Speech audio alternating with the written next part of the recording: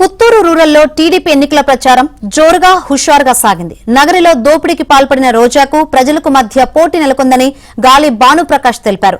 రాష్ట్ర అభివృద్ధిని కాంక్షించి కూటమి అభ్యర్థులను గెలిపించాలని భానుప్రకాష్ కోరారు.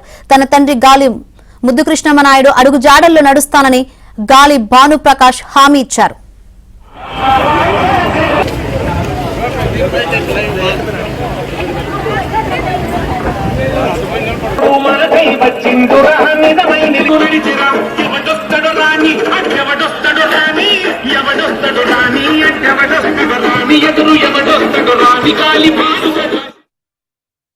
ఇది మీరు అర్థం చేసుకోండి.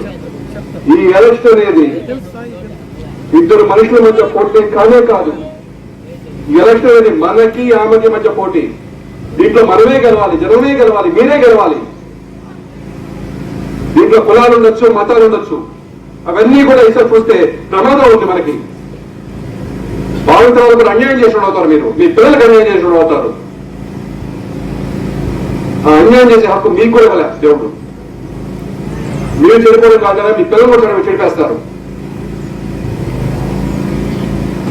అది అర్థం చేసుకొని మీరు కూడా ఊర్లో ప్రతి ఒక్కరితో కూడా డిస్కషన్ చేయండి. ఏది మంచి ఏది చెడు. మీరే పెద్ద తెలియని కాదు. మంచి చెడు మీరు చెప్పుకోగలిగే స్థాయి మీకు వస్తారు. ఇది ఉంది.